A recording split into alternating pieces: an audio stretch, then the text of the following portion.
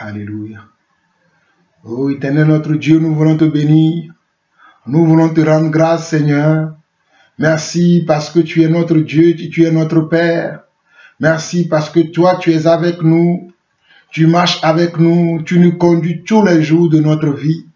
Merci parce que c'est toi qui permets que nous puissions manger à notre faim, que nous puissions boire à notre soif.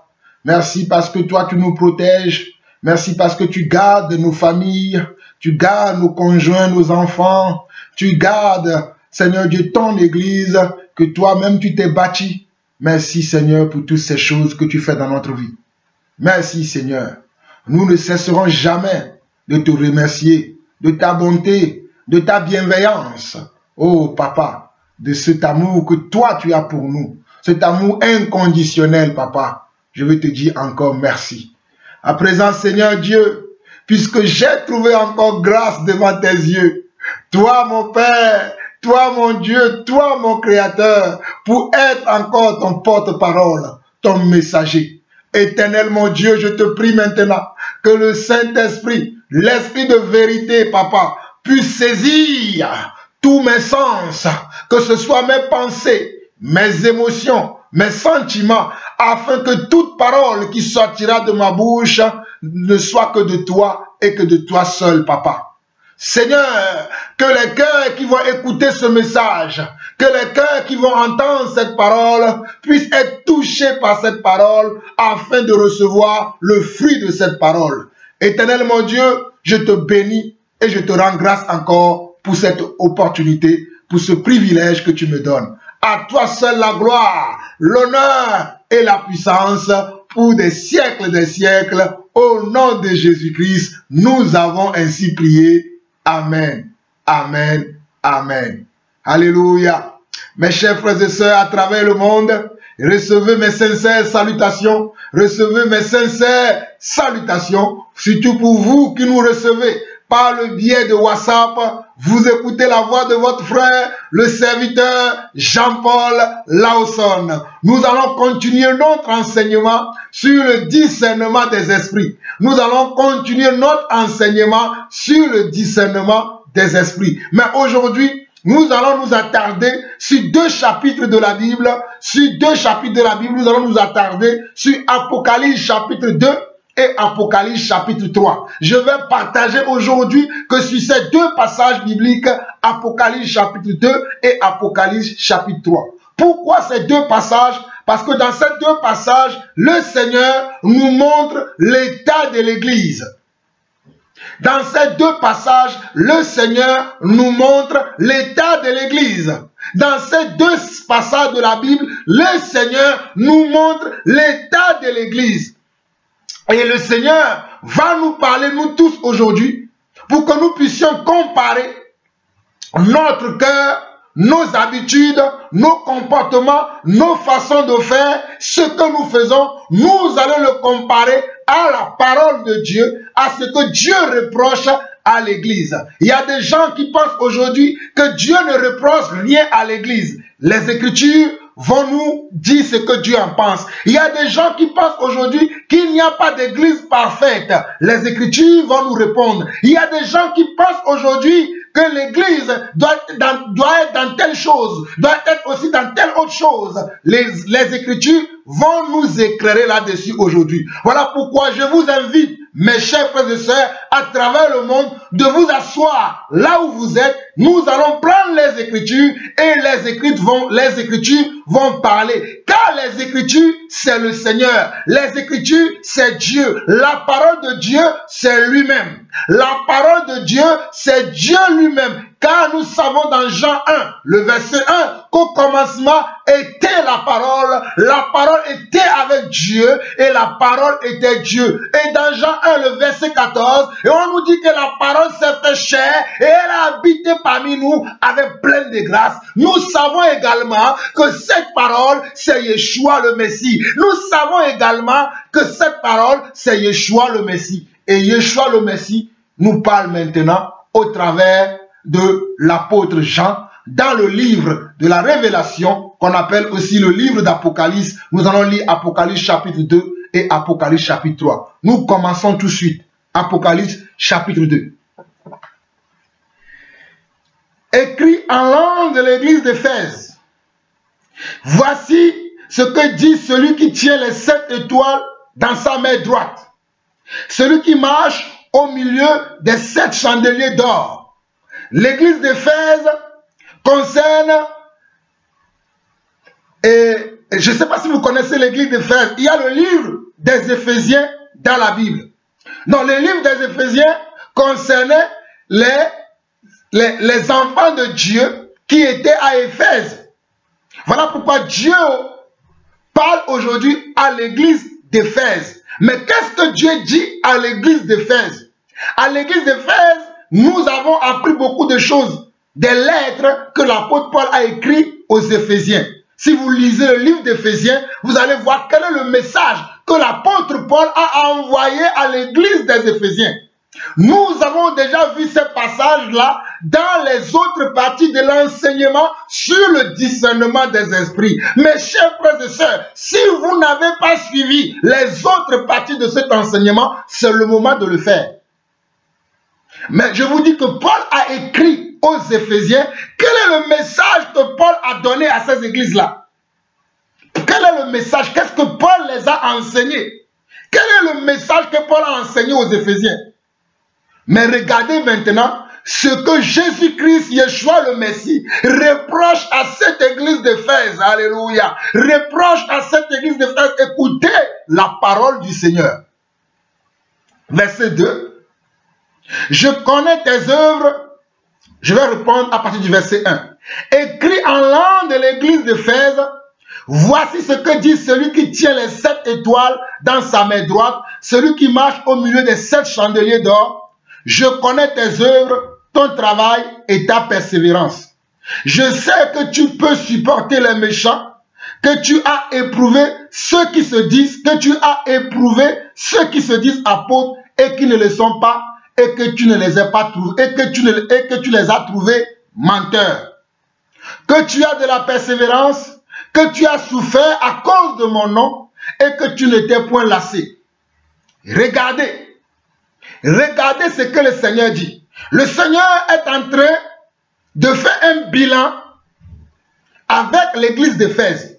Le Seigneur est en train de faire un bilan avec l'église d'Éphèse. Comme nous aujourd'hui, nous devons faire des bilans de nos assemblées. Nous devons faire des bilans de nos assemblées et nous devons faire des bilans de nos vies pour voir si nos vies sont conformes à la parole, pour voir si nos assemblées sont conformes à la parole. Nous devons faire un bilan. Et dans un bilan, moi je suis comptable. Dans un bilan comptable, à la fin d'un bilan comptable, soit on a un profit, soit on a une perte. Je répète encore, dans un bilan, comptablement parlant, soit on a un profit, soit on a une perte. Et dans le bilan de Dieu, soit on est dans la vérité, soit on est dans le mensonge. Soit on est dans la vérité, soit on est dans l'égarement. Soit on est dans la vérité, soit on est dans la convoitise. Soit on est dans la vérité, soit on est dans la compromission. Soit on est dans la vérité, soit on s'est éloigné de Dieu. Et voici le bilan du Seigneur concernant l'église d'Éphèse. Je connais tes œuvres, ton travail et ta persévérance. Je sais que tu ne peux supporter les méchants. Voilà, dans tes œuvres, dans ton discernement que tu exerces dans l'église, tu ne peux pas supporter les méchants. C'est une bonne chose. Que tu as éprouvé ceux qui se disent apôtres. Les gens qui se disent apôtres, tu les éprouves pour savoir s'ils sont réellement des apôtres. Dieu dit, c'est une bonne chose. Et qui ne le sont pas et que tu les as trouvés menteurs. Dieu dit que c'est une bonne chose. Tu as fait la bonne chose. Verset 3. Il dit que tu as de la persévérance, que tu as souffert à cause de mon nom et que tu ne t'es point lassé. Il dit tu as de la persévérance aussi. Église d'Éphèse, tu as de la persévérance. Tu as même souffert à cause de mon nom. À cause de mon nom, tu as subi des moqueries, tu as subi des railleries, tu as souffert. Mais, regardez, mais il y a quelque chose qui me dérange encore chez toi. Il y a quelque chose que tu dois faire. Il dit, mais ce que j'ai contre toi, c'est que tu as abandonné ton premier amour. Mais ce que j'ai contre toi, c'est que tu as abandonné ton premier amour. Mais ce que j'ai contre toi, c'est que tu as abandonné ton premier amour. C'est-à-dire, quand je vois ce que tu fais aujourd'hui, cela n'est plus conforme à ce que tu as écouté, ce que tu as entendu dès le commencement. Ton premier amour, tu l'as changé. Ton premier amour n'est plus pareil. Tu n'es plus dans le premier amour, tu n'es plus dans la vérité. Il continue. Souviens-toi donc d'où tu es tombé. Souviens-toi donc d'où tu es tombé. Qu'est-ce qui a fait que tu n'es plus dans le premier amour? Qu'est-ce que tu as fait que tu ne pratiques plus tes premières œuvres? Qu'est-ce que tu as fait que la parole de Dieu n'est plus ton modèle? Qu'est-ce qui fait que le message que tu as entendu, le message de la vérité, le message du salut, le message, oh alléluia, la doctrine de Christ, qu'est-ce qui a fait que tu ne l'as plus? Souviens-toi de là où tu es tombé. Alléluia. Souviens-toi de là où tu es tombé. Et regardez. Et répands-toi. Et il dit, souviens-toi de là où tu es tombé. Répands-toi. Et pratique tes premières œuvres. Sinon je viendrai à toi. Et j'ôterai ton chandelier de sa place. À moins que tu te répandes. Il dit quoi? Répands. Souviens-toi. Rappelle en tes souvenirs quelles sont les premières œuvres que je pratiquais et que le Seigneur, le Seigneur les trouvait aussi juste. Le Seigneur était aussi d'accord avec ses œuvres. Le Seigneur aussi m'appréciait par rapport à ça. Le Seigneur aussi acceptait ces choses. Souviens-toi de ces œuvres-là et refais-les comme tu faisais naguère. Sinon, moi, je reviendrai, regardez ce qu'il dit au verset 5. Il dit, souviens-toi donc d'où tu es tombé, reprends-toi et pratique tes premières œuvres, sinon je viendrai à toi et j'ôterai ton chandelier de sa place, à moins que tu te répandes, à moins que tu te répandes. Il continue au verset 6. Tu as pourtant ceci, c'est que tu hais les œuvres des Nicolaïtes, œuvres que je hais aussi. Tu haïs les œuvres des Nicolaïtes. Tu haïs les œuvres des Nicolaïtes. Les œuvres des Nicolaïtes, c'est quoi? Ce sont les œuvres mortes de la chair. Et que tu haïs ces œuvres. Moi aussi, je les haïs. Et il continue. Vous voyez, le Seigneur, quand il nous parle, je vous l'ai souvent dit, le Seigneur, quand il nous parle, il nous donne des détails. Dieu ne peut jamais nous laisser dans le brouillard. Je ne cesserai jamais de vous répéter ça. Dieu ne peut jamais laisser ses enfants dans le brouillard. Dieu ne peut jamais laisser ses enfants dans la confusion. Dieu n'est pas un Dieu de confusion. Dieu est un Dieu juste.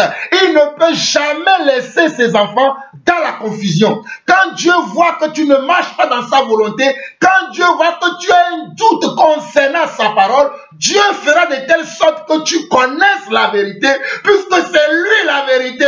Oh, alléluia. Dieu, c'est la vérité. Donc Dieu ne peut jamais laisser un de ses enfants dans l'erreur, dans l'égarement, dans quelque chose qui n'est pas de lui, et Dieu ne lui montre pas. Non.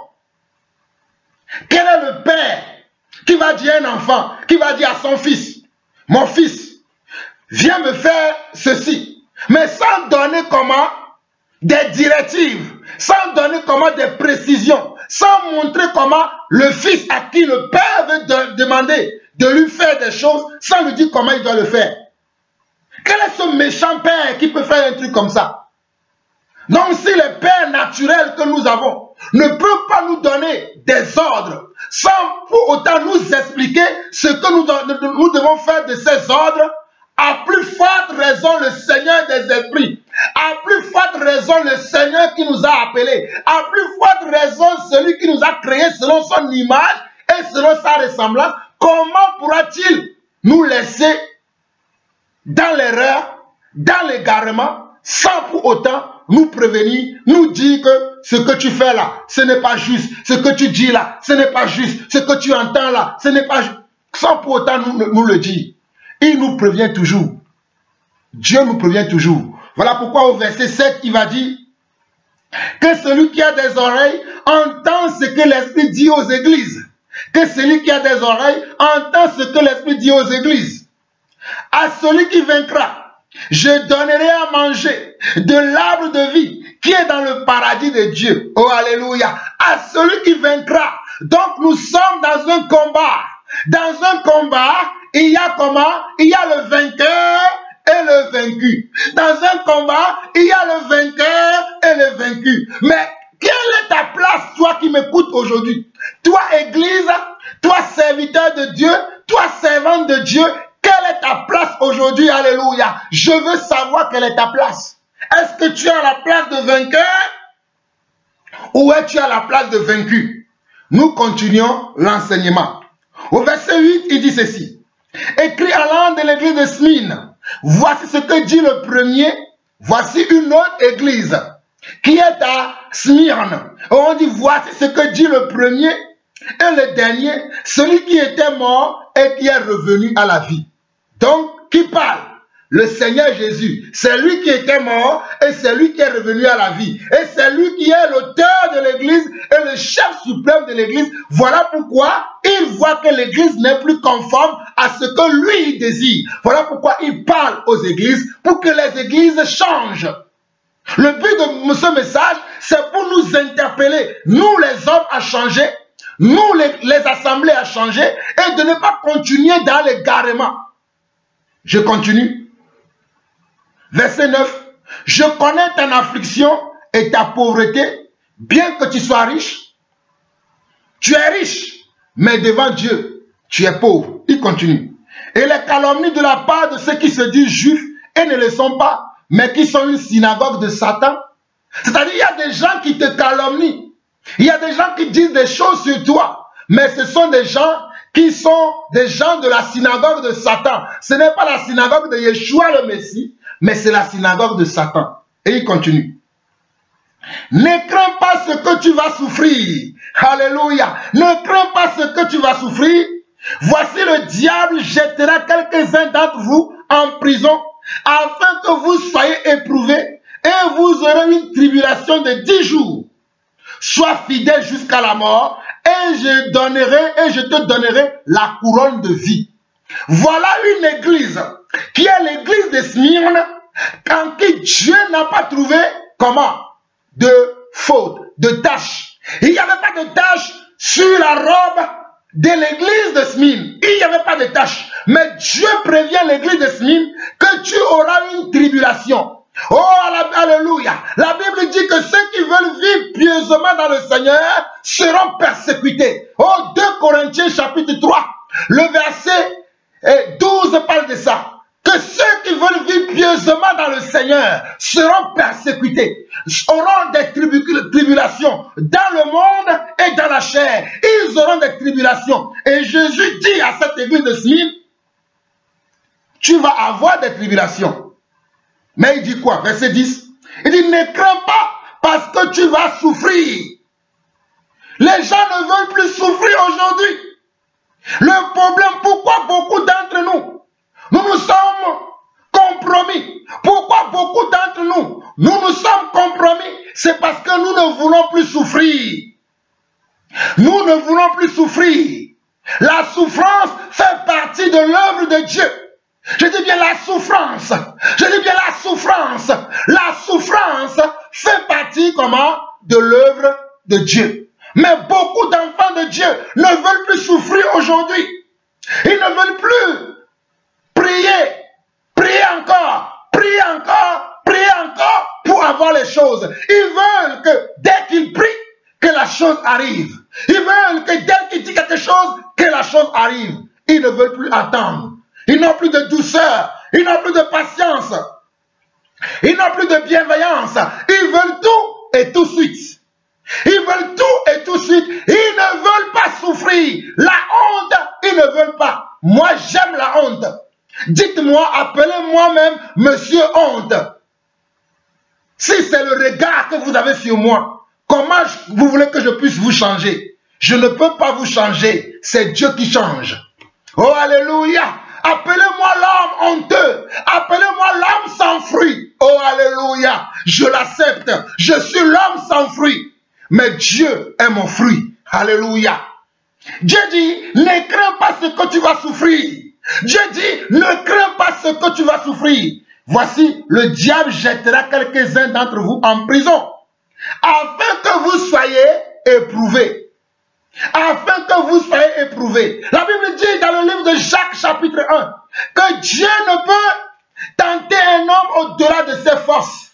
Dieu ne peut tenter un homme au-delà de ses forces. Donc toute tentation, toute épreuve dans laquelle tu te retrouves, c'est parce que Dieu t'a jugé digne. C'est parce que le Seigneur t'a trouvé digne que tu es capable, oh alléluia, que tu es capable d'assumer cette épreuve, de sortir victorieuse, de sortir victorieux dans cette épreuve. Voilà pourquoi Paul écrira dans le livre de Romains chapitre 8, oh alléluia, à partir du verset 32, il dira que si Dieu est pour nous, qui sera contre nous, alléluia. Et à partir du verset 39, il dira, oh alléluia, ni la mort, ni la vie, ni la faim, ni les dominations présentes, ni les choses à venir, ni le passé, ni aucune autre créature ne pourra nous séparer de l'amour de Dieu. J'espère que tel est ton cas, mon frère et ma soeur qui m'écoutent, dans l'épreuve dans laquelle tu te retrouves, dans l'épreuve dans laquelle le monde se retrouve, dans l'épreuve dans laquelle tous les enfants de Dieu peuvent se retrouver. J'espère que tu retiens, oh alléluia, la parole, la vérité, telle que tu l'as entendue dès le départ, que tu n'as pas changé. J'espère pour toi. Nous continuons. Au verset 11, il dit que celui qui a des oreilles entend ce que l'Esprit dit aux églises. Que celui qui a des oreilles entend ce que l'Esprit dit aux églises. Celui qui vaincra n'aura pas à souffrir la seconde mort. Celui qui vaincra n'aura pas à souffrir la seconde mort. Mon frère, ma soeur, c'est une épreuve pour toi. Une épreuve dans laquelle tu ne dois pas faillir. Une épreuve dans laquelle tu ne dois pas tomber. Une épreuve dans laquelle tu dois toujours tenir debout. Malgré les accusations, malgré les moqueries, malgré les railleries, malgré, oh alléluia, oh rabache, ikaramando roboheria, yeteri kana masoka, robora keira seria, ikemandoro, irahanda maharia, koriba sande rebekeria. Mon frère, ma soeur, peu importe l'épreuve, peu importe la souffrance, peu importe la galère, peu importe la misère, oh que le Seigneur, le Dieu des esprits, que le Seigneur, le premier, le dernier, touche ton cœur, que tu gardes le cap, touche ton cœur, que tu gardes la foi, et que le Seigneur, mon Dieu, le Dieu d'Abraham, d'Isaac et de Jacob, le Dieu de Moïse, le Dieu de Joseph, le Dieu de Daniel, le Dieu de Shadrach et d'Abednego, que ce Dieu-là te donne la persévérance. N'abandonne pas mon frère, n'abandonne pas ma soeur, n'abandonne pas mon frère, n'abandonne pas ton premier amour. Car aujourd'hui, je vois beaucoup quitter le chemin de la vérité. Je vois beaucoup quitter le chemin de la vérité. Mais je suis la voix qui crie dans le désert pour aplanir le sentier du Seigneur. Que celui qui a des oreilles pour entendre, entend ce que l'Esprit dit à son église. Nous continuons. Nous continuons. Le verset 12 dit ceci. Écrit en langue de l'église de Pergame. Écrit en langue de l'église de Pergame. Voici ce que dit celui qui a l'épée aiguë à deux tranchants. Je sais où tu demeures. Je sais que là est le trône de Satan.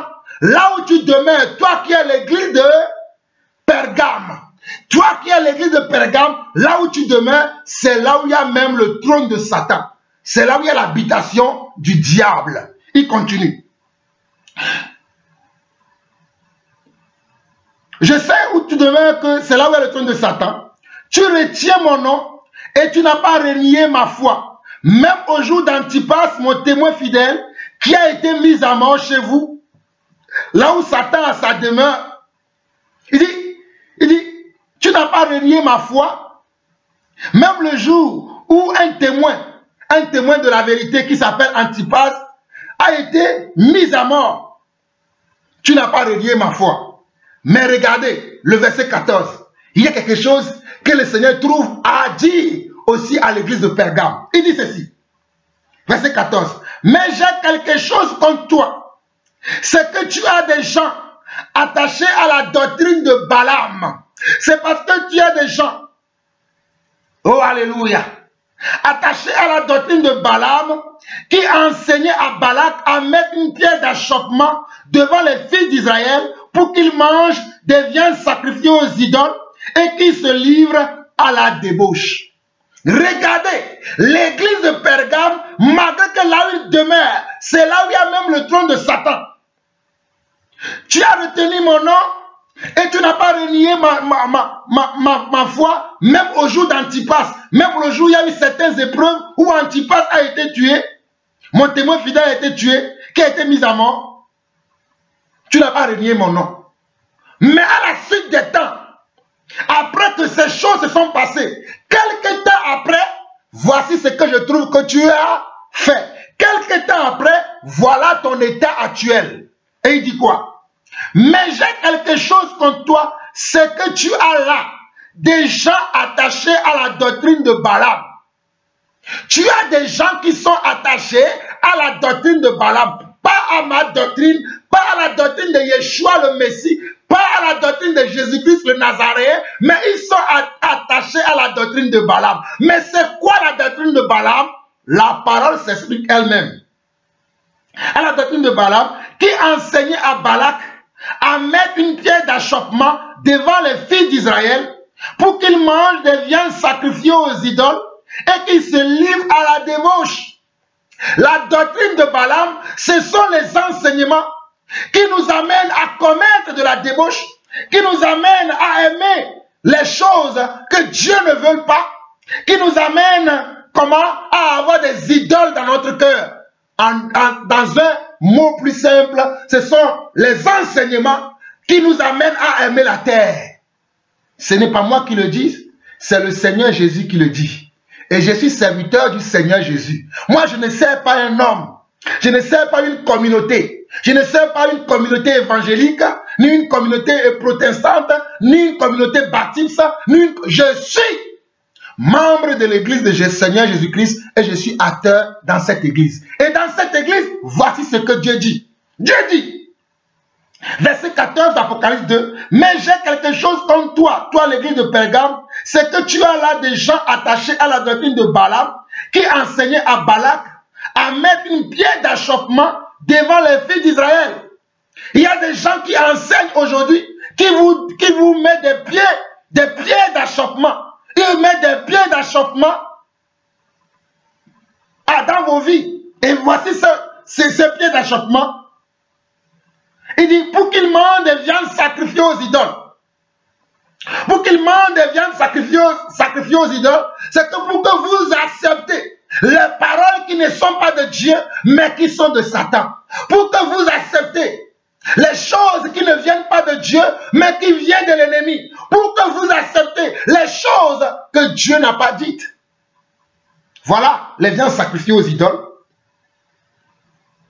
Et qui se livrent à la débauche. C'est quoi la débauche? C'est quoi l'idole? Souvenez-vous de Moïse, au temps de Moïse, lorsque Moïse était monté à la montagne de Sinaï, alléluia, pour rencontrer le Seigneur, notre Dieu, afin de recevoir des instructions de la part du Seigneur. Mais lorsque le Seigneur tardait à venir, qu'est-ce que le peuple s'est fait? Le peuple a pris leur or, leur argent, leur or, tout leur or, et ils ont fait quoi? Ils ont fait un veau d'or, et ils ont commencé à louer, à adorer le veau d'or à l'absence du messager de Dieu Moïse. Ils ont commencé à adorer le veau d'or. Et c'est la même chose que nous faisons aujourd'hui. Parce que notre Seigneur Yeshua le Messie, parce que notre Seigneur Yeshua le Messie tarde à venir. Il est toujours sur la montagne. Il est toujours en haut. Qui tarde à venir. Beaucoup de ces serviteurs, beaucoup de ces églises-là vous enseignent aujourd'hui les choses de la terre. Oh, Rabasa. Ikaramanoria. Yeriaterekema. Robosenda. Imashanda Ratoria. Rikaira Moraharia. Yeresenda Revocoria. Ikamanda Ramahobra. Hey, Seigneur. Seigneur, pitié de nous. Seigneur, pitié de nous. Seigneur, pitié de nous, mon Dieu. Alléluia. Pardonne nos iniquités. iniquité, mon roi. Pardonne le peuple, pardonne ton peuple, pardonne tes serviteurs, pardonne mes frères et sœurs. Alléluia, mes frères et sœurs. Parce que Jésus tarde à venir. Les hommes sont en train de vous prêcher la terre. Ils sont en train de vous dire, aimez la terre, aimez la débauche, aimez la compromission, soyez dans la convoitise, soyez dans la convoitise de la chair, soyez dans la convoitise de Dieu, soyez dans l'orgueil de la vie. Dites que moi je peux ceci, moi je peux cela, moi j'ai fait ci, moi j'ai fait ça. Ceci n'est pas de Dieu. Nous continuons la parole du Seigneur. Au verset 15, il dit, de même toi aussi, tu es déjà attaché pareillement à la doctrine des Nicolaïtes. La doctrine des Nicolaïtes et la doctrine de Balaam sont la même chose. Ce sont les doctrines qui enseignent les choses de la terre, qui vous parlent que des choses de la terre. Ce sont des gens qui sont orgueilleux, ce sont des gens qui sont des fanfarons, ce sont des gens qui sont des vantards, ce sont des gens qui sont rebelles, ce sont des gens qui sont religieux et qui sont irréligieux. Par contre, et qui vont vous enseigner que des choses qui ne parlent que de la terre, qui ne parlent que de ce qu'ils ont accompli. Ils ne parlent que des choses qu'ils sont capables de faire, mais ils ne vont jamais vous parler des choses que Dieu a fait et que Dieu est capable de faire. Mais ils vont vous parler que des choses qu'eux-mêmes ils peuvent faire. Voilà pourquoi ils vont vous dire, écrivez des livres, alléluia, parce que Dieu a mis en vous la connaissance, la sagesse, écrivez des livres. Et je vois beaucoup de frères aujourd'hui, ils me disent qu'ils écrivent des livres pour vendre. Je vois beaucoup de frères aujourd'hui, ils me disent qu'ils écrivent des livres. Comme moi-même, beaucoup m'ont proposé, Jean-Paul, tu as de meilleurs enseignements, pourquoi n'écris-tu pas un livre? J'ai dit, cela n'est pas mon appel. Mon appel, c'est de répéter ce que Jésus a dit. Je suis serviteur de Jésus. Donc, le message que je donne, ce n'est pas pour moi. Pourquoi voulez-vous que j'écrive? Je l'ai déjà dit plusieurs fois. Beaucoup de gens m'ont contacté, ils m'ont dit, tu peux écrire. J'ai dit, je ne veux pas écrire parce que ce que je dis, ce n'est pas à moi. C'est quelqu'un qui me le dit. Et lui, il a déjà écrit. Je ne fais que répéter. Et beaucoup de ces gens vont s'enorgueillir. J'ai fait ceci. J'ai fait cela, j'ai été là, j'ai été ceci. Qu'as-tu que tu n'as pas reçu? Et si tu l'as reçu, pourquoi t'enorgueillis-tu? Quand nous écrivons des livres, c'est pour nous enorgueillir. J'ai écrit ça, parce que Dieu a fait ça avec moi. Hey! Hey! Lève-toi, repens-toi, repentons-nous. L'heure de la repentance dans l'église a sonné. Je continue. Verset 16. Répands-toi, sinon je viendrai à toi bientôt et je les combattrai avec l'épée de ma bouche. Je les combattrai avec l'épée de ma bouche. L'épée de la bouche de Dieu, c'est la parole de la vérité. L'épée de la bouche de Dieu, c'est la parole de la vérité que nous prêchons. Que celui qui a des oreilles entende ce que l'Esprit dit aux églises. À celui qui vaincra, le verset 17, je donnerai de la manne cachée et je lui donnerai un caillou blanc. Et sur ce caillou est écrit un nom nouveau que personne ne connaît, si ce n'est celui qui la reçoit. Oh, Rabosa, Irabo, Remende Rekeri Kandaraharia, Itoro Marabahore Heria, Iramasando Robohore, Irekeri Mamamahoria, Yereshenda Namakose, Ikarabo Rahaya. Oh Seigneur, donne ce nom nouveau à ton peuple. Donne ce nom nouveau à mes frères et sœurs. Donne ce nom nouveau à ceux qui retiennent la parole, à ceux qui retiennent la vérité, à ceux qui gardent leur cœur, à ceux qui gardent leur manteau blanc, à ceux qui gardent leurs vêtements blancs. Seigneur, je te prie au nom de Yeshua, s'il te plaît, mon Dieu, mon roi, mon Seigneur. Oh, alléluia. Garde-moi encore, garde-moi encore, et garde mes frères et sœurs, garde mes frères et sœurs, garde mes frères serviteurs, garde mes frères serviteurs, qui demeurent et restent dans la vérité, qui demeurent et restent dans la vérité, et garde aussi, papa, oh, garde aussi, papa, toute ton assemblée, au nom de Yeshua le Messie, au nom de Yeshua le Messie. Regardez bien. Le verset 17 de ce passage dit que celui qui a des oreilles entende ce que l'Esprit dit aux églises. Et il continue, à celui qui vaincra. Je répète encore, nous ne sommes pas au zoo, alléluia. Nous ne sommes pas au cinéma, nous ne sommes pas au théâtre, mais nous sommes dans un combat. Nous sommes dans un combat. Ne réalisez-vous pas que nous sommes dans un combat? Nous ne sommes pas au zoo, nous ne sommes pas au théâtre, nous ne sommes pas au cinéma. Nous sommes dans un réel combat spirituel entre l'armée de Dieu et l'armée de Satan, entre la chair et l'esprit, entre la vérité et le mensonge, entre, oh alléluia, entre l'esprit de Dieu et l'esprit de Satan. Donc tu dois tenir ferme. Tu dois combattre le bon combat de la foi. Voilà pourquoi Paul écrira dans 2 Timothée chapitre 4, il va dire à son bien-aimé Timothée, oh Timothée, moi j'ai combattu le bon combat de la foi. Oh, j'ai gardé la foi. J'ai gardé la foi. J'ai achevé ma course. J'ai achevé ma course. Désormais, la couronne de vie m'est réservée. Désormais, la couronne de vie m'est réservée. Mais toi et moi, quel est le combat que nous mettons? Que nous menons? Quel est notre combat? Nous menons quel combat aujourd'hui? Est-ce que nous sommes dans le combat de la vérité ou bien le combat du mensonge? Est-ce que nous retenons la vérité comme lumière, comme guide, comme chemin, comme voie à emprunter, ou nous empruntons d'autres voies? Je crie encore et je crierai encore. Et il continue.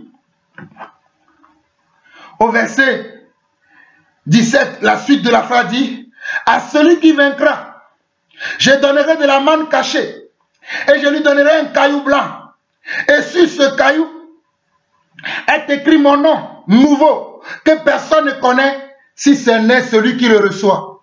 Si ce n'est celui qui le reçoit. Le nom nouveau, oh alléluia, c'est celui qui le reçoit, qui le connaît. Ma prière, mon vœu, oh alléluia, c'est que toi qui m'entends, c'est que toi qui m'écoutes, que toi aussi tu puisses recevoir ce nom nouveau. Car Dieu nous aime tous, car la Bible déclare que Dieu a tant aimé le monde. Jean 3,16, Dieu a tant aimé le monde qu'il a donné son Fils unique, Yeshua le Messie, afin que quiconque croit en lui ne périsse point, mais qu'il ait la vie éternelle.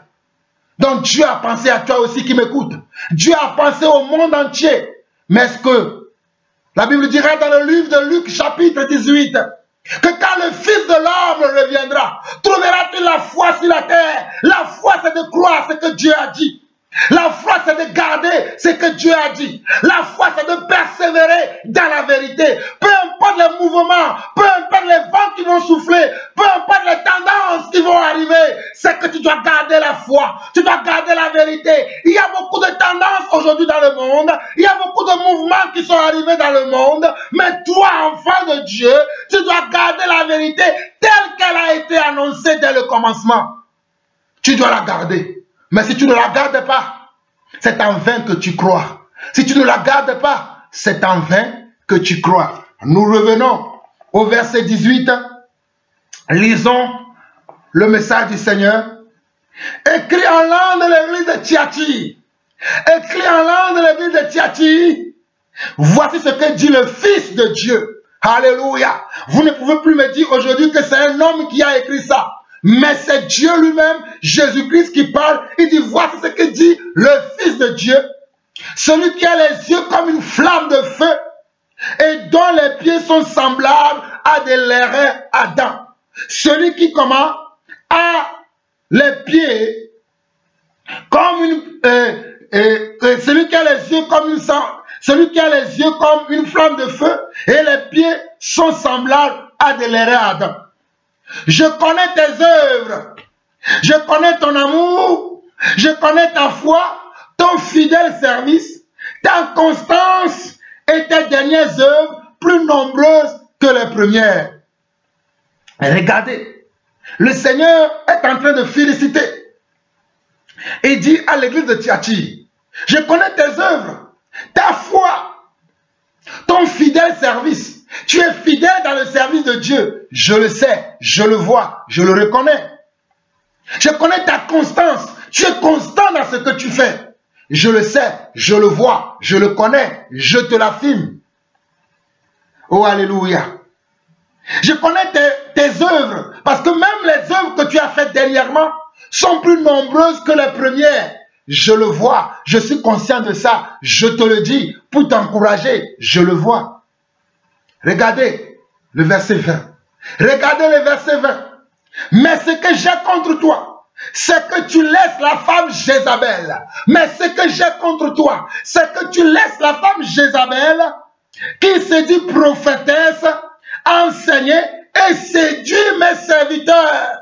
Oh, alléluia. Regardez le verset 20 d'Apocalypse chapitre 2. Mais ce que j'ai contre toi, c'est que tu laisses la femme Jézabel, qui se dit prophétesse, enseigner et séduire mes serviteurs, pour qu'ils se livrent à la débauche et qu'ils mangent des viandes sacrifiées aux idoles.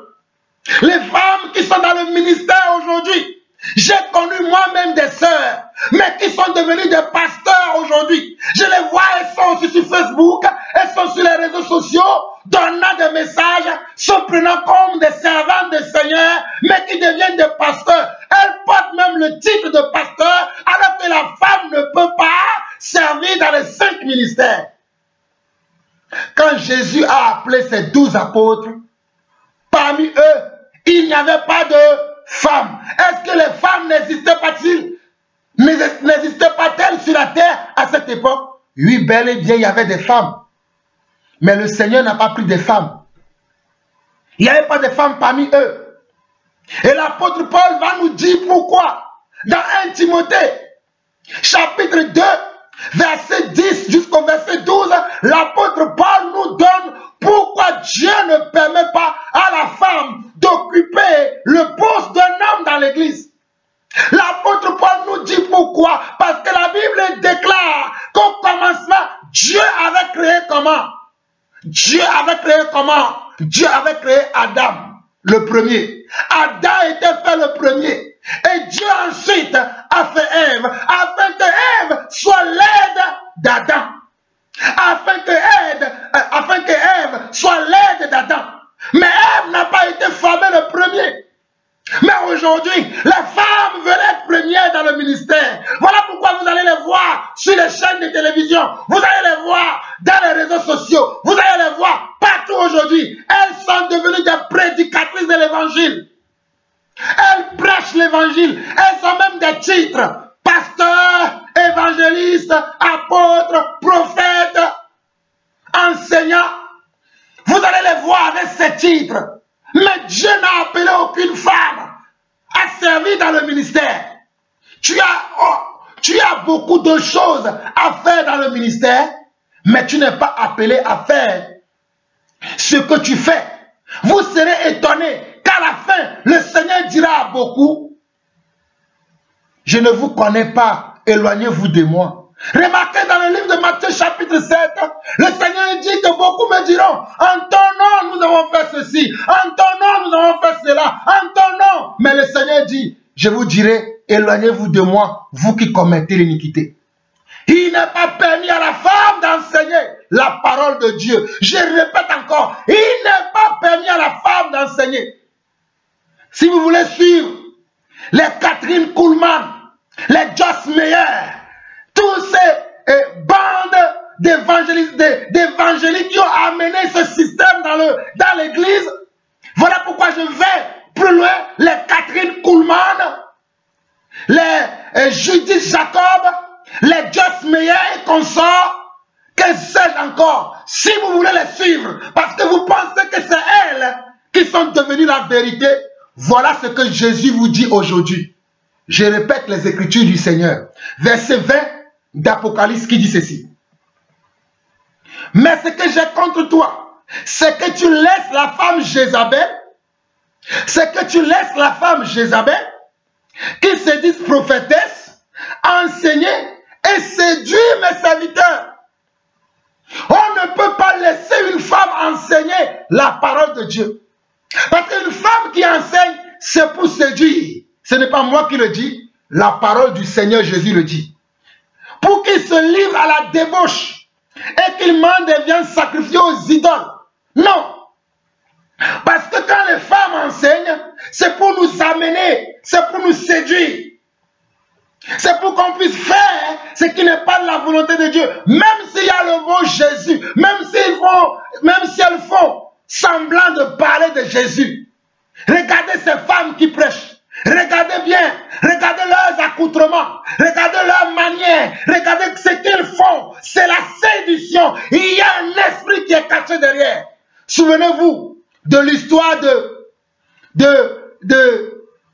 oh alléluia Seigneur, aide-moi. Souvenez-vous de l'histoire de Jézabel dans le livre de Rois. Dans le livre des Rois, j'ai partagé cela avec vous. L'histoire de la femme Jézabel. J'ai assez longtemps partagé sur ça.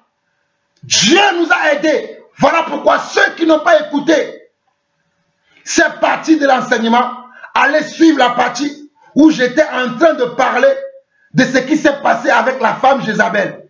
Je ne sais plus si c'est la 5e ou la 6e partie, ou la 4e, ou je ne sais plus. Mais je sais que j'ai parlé de toutes ces choses lorsque j'ai commencé cet enseignement sur le discernement des esprits. Donc, je continue. Au verset 21, il dit, « Je lui ai donné du temps afin qu'elle se répande et elle ne veut pas se repentir de sa débauche. » Dieu dit, je donne du temps à toutes ces femmes qui sont devenues des ministres de Jésus. Dieu n'a pas appelé une femme au ministère. Je répète encore, Dieu n'a pas appelé des femmes au ministère. Il y a une différence entre le ministère et la grâce de Dieu et les dons de Dieu. Tous les enfants de Dieu, hommes et femmes, ont reçu de la part de Dieu une grâce, un don. Mais les dons ministériels, les dons qui concernent le ministère d'apôtres, de prophètes, d'évangélistes, de pasteurs et d'enseignants ou de docteurs sont réservés uniquement aux hommes. Et même, ce n'est pas tous les hommes que Dieu a appelés. Dieu a appelé simplement quelques-uns à le servir. Les autres vont aider ceux qui sont appelés pour le service. Je répète encore, les 5 ministères qui sont apôtres, prophètes, évangélistes, pasteurs et docteurs ou enseignants, Dieu n'a pas appelé les femmes. C'est exclusivement réservé aux hommes. C'est un ministère des hommes, car 1 Corinthiens chapitre 2 verset 11, Dieu a formé en premier Adam et Ève est venue ensuite. Et maintenant, comme je disais tout à l'heure, même il y a certains hommes, vous n'êtes pas appelés aux 5 ministères, mais vous devez aider les autres. C'est ce que la Bible appelle le diaconat, les diacres. Il y a certaines personnes, vous devez aider comme les femmes aussi doivent aider. Mais vous vous obstinez à dire que vous avez un appel, et vous avez un appel, et vous voulez enseigner la parole de Dieu. Dieu vous appelle à la repentance. Dieu nous appelle à la repentance. Dieu vous appelle à la repentance. Je continue. Verset 22. Voici, je vais la jeter sur un lit et envoyer une grande tribulation à ceux qui commettent adultère avec elle, à moins qu'ils ne se repentent de leurs œuvres. Regardez, ici on parle d'œuvres. On parle d'œuvres. Mais au départ, on a parlé de viande sacrifiée aux idoles. C'est-à-dire ce que les gens font. Ce sont des œuvres. Ah oui, je fais des œuvres. Je fais des œuvres. Hey! Tes œuvres, tu dois la faire en Christ. Selon le modèle de Christ. Pas selon toi, selon le modèle de Christ. Si ton œuvre n'est pas faite selon le modèle de Jésus-Christ, tu vas avoir un sérieux problème. Je continue. Verset 23. Je frapperai de mort ces enfants, et toutes les églises connaîtront que je suis celui qui sonde les reins et les cœurs, et je rendrai à chacun de vous selon ses œuvres. Regardez le verset 23 de l'Apocalypse 2.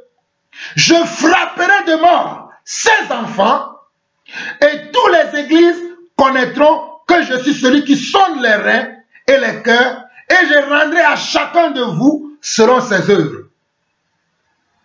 Verset 24. Regardez, dans une église, il peut y avoir des gens qui sont d'accord, il peut y avoir d'autres qui ne sont pas d'accord. Dans une église, il peut y avoir des gens qui participent à certaines choses, il peut y avoir d'autres qui ne participent pas. Dans cette église de Smyrne, il y avait des gens qui étaient différents. Alléluia. Dans cette église de Smyrne, il y avait des gens qui étaient différents. Il y avait des gens qui n'acceptaient pas de participer au péché d'autrui, comme nous l'avons vu dans Éphésiens, chapitre 5, le verset 11, qui dit, ne participez pas aux œuvres des ténèbres, mais plutôt condamnez-les. Regardez le verset 24 d'Apocalypse, chapitre 2, qui dit, à vous tous les autres de Thyatire, qui ne reçoivent pas cette doctrine. À vous tous, les autres de Thyatire, qui ne reçoivent pas cette doctrine et qui n'ont pas connu les profondeurs de Satan, comme il les appelle, je vous dis, je ne mets pas sur vous d'autres fardeaux.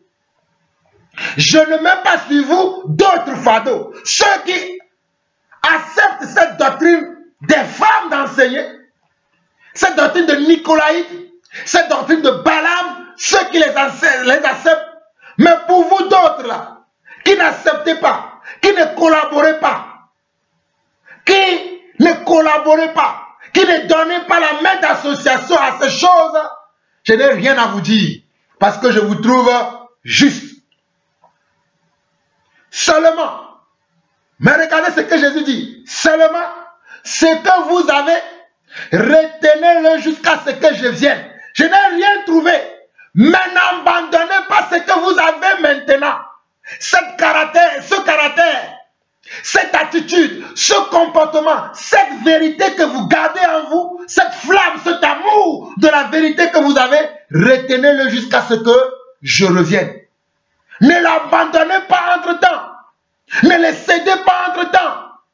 Ne vous laissez pas vous corrompre entre-temps. Parce que ceux-là prennent de l'avance à vos yeux. Parce que ceux-là réussissent à vos yeux. Parce que ceux-là continuent de faire beaucoup d'œuvres. Le monde parle de leurs œuvres. Mais vous, personne ne vous connaît. Mais c'est la volonté de Dieu pour vous. Il dit seulement ce que vous avez, retenez-le jusqu'à ce que je vienne. À celui qui vaincra, oh alléluia, à celui qui vaincra et qui gardera jusqu'à la fin mes œuvres, ce ne sont pas nos œuvres à nous, mais ce sont les œuvres de Dieu. J'ai un frère au Maroc qui me demande tout le temps, mon frère, tu es où avec l'œuvre de Dieu? Ce frère va se reconnaître parce qu'on se parle tous les jours. Et je l'ai toujours dit, mon frère, c'est l'œuvre de Dieu se porte bien. Je n'ai pas d'œuvre. J'ai dit, j'ai un frère au Maroc. Le frère va se reconnaître parce qu'il écoute mes enseignements. Il me demande tout le temps, mon frère, où en es-tu dans l'œuvre? Il me demande, où est l'œuvre de Dieu? Je dis, mon frère, l'œuvre de Dieu se porte bien. Comme tu le dis, c'est l'œuvre de Dieu. Ce n'est pas mon œuvre. Si c'est mon œuvre, je saurais comment... Non, c'est l'œuvre de Dieu. Donc c'est lui qui sait comment il va faire. C'est lui qui m'utilise. C'est lui qui me dit, va. Je vais, il me dit tais-toi, je me tais, il me dit parle, c'est lui son œuvre, c'est pas mon œuvre. Voilà la différence entre ceux qui font leur propre œuvre et ceux qui font l'œuvre de Dieu. Je continue. Verset 26. À celui qui vaincra et qui gardera jusqu'à la fin mes œuvres, je donnerai autorité sur les nations. Je donnerai autorité sur les nations. Il les pètera avec une verge de fer, comme on brise les vases d'argile, afin que moi-même, j'en ai reçu ainsi que moi-même, j'en ai reçu le pouvoir de mon Père. Et je lui donnerai l'étoile du matin, que celui qui a des oreilles entende ce que l'Esprit dit aux églises. Que celui qui a des oreilles entende ce que l'Esprit dit aux églises. Apocalypse, chapitre 3, le dernier passage. Écrit en langue de l'église de Sardes, Oh, alléluia. Écrit en langue de l'église des sages. L'ange de l'église des sages, c'est le surveillant de l'église des sages, c'est l'ancien de l'église des sages, c'est comment? C'est le collège d'anciens qui dirigeait l'église des sages, et ça concerne même l'église, c'est-à-dire les membres de cette église des sages. Et voici ce que le Seigneur dit encore. Voici ce que dit celui qui a les 7 esprits de Dieu et les 7 étoiles. C'est Dieu qui parle. C'est Dieu qui parle, mes frères. Je ne sais pas si vous vous rendez compte. Dieu est en train de nous parler. Dieu est en train de nous parler. Il continue. Je connais tes œuvres. Je sais que tu passes pour être vivant et tu es mort. Il dit, moi je connais tes œuvres. Les œuvres que tu fais, bravo. Je les connais. Tu passes comme un vivant devant les gens. Mais pour moi, Dieu, tu es mort. Ah bon? Comment un vivant peut être mort? Nous allons le voir dans les Écritures. Nous continuons. Il dit, sois vigilant. Si on n'est pas vigilant, on va voir que nous avons encore la chair et le sang, la bonne santé. Mais peut-être, dans ta bonne et parfaite santé, tu t'es éloigné de Dieu, tu t'es égaré. Que la santé ne te trompe pas. Hey, tu peux être en bonne santé, financière, matérielle, oh alléluia, émotionnelle, sentimentale. Tu peux être en bonne santé dans tous les domaines de ta vie. Comme Jean a écrit à Gaius, alléluia. Comme Jean a écrit à Gaius dans le livre, dans l'épître de 3 Jean. Le frère, l'apôtre Jean a écrit à Gaius, a dit, bien-aimé, je souhaite que tu prospères à tous égards, comme prospère l'état de ton âme. Il dit, je souhaite que tu prospères à tous égards, comme prospère l'état de ton âme. Mon frère, ma soeur, tu peux avoir toute forme de prospérité. Mais, si ton âme ne prospère pas, selon la volonté de Dieu, tu es fichu, tu es perdu. Si ton âme ne prospère pas, selon la volonté de Dieu, tu es fichu. Tu es perdu. Hey, tu es perdu et je ne veux pas. Et Dieu ne veut pas que tu te perdes. Voilà pourquoi une fois encore, malgré que vous connaissez ces choses, malgré que vous savez ces choses, il m'envoie encore parler de ça. Il m'envoie encore crier sur les toits. Pour réveiller quelques-uns parmi nous. Pour réveiller quelques-uns parmi nous. J'espère que tu seras réveillé en entendant ce message. Il continue. Sois vigilant et affermis le reste qui est près de mourir. Si nous ne sommes pas vigilants, le reste, oh Dieu est un Dieu de reste, Dieu n'est pas un Dieu de la majorité, mais Dieu est un Dieu de minorité. Il dit, sois vigilant et affermis le reste qui est près de mourir. La minorité qui reste là, ils vont subir la pression de la majorité. Ils vont subir la pression de la majorité et cela peut les amener eux aussi à mourir. Mais moi, je ne veux pas qu'il meure. Je veux qu'il reste en vie. Voilà pourquoi toi, veille, sois vigilant. Il continue. Il dit, car je n'ai pas trouvé tes œuvres parfaites devant mon Dieu. Les œuvres que tu fais, je ne les ai pas trouvées parfaites. Tes œuvres sont imparfaites. Ils sont incorrectes. Tes œuvres sont comment? Elles sont injustes. Tes œuvres sont imparfaites. Elles sont injustes. Elles sont incorrectes. Donc change tes œuvres. Vous qui ne parlez que pas des œuvres. J'ai fait ceci. J'ai fait cela. J'ai été ceci.